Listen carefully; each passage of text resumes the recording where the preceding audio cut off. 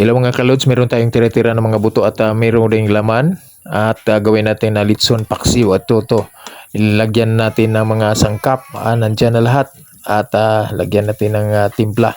Tsaka merong witsin kunti at tsaka kunti ring tubig. Ayan. Ito na.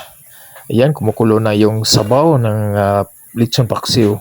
At yung balat niya, ayan o, sarap niyang kainin mga kalods.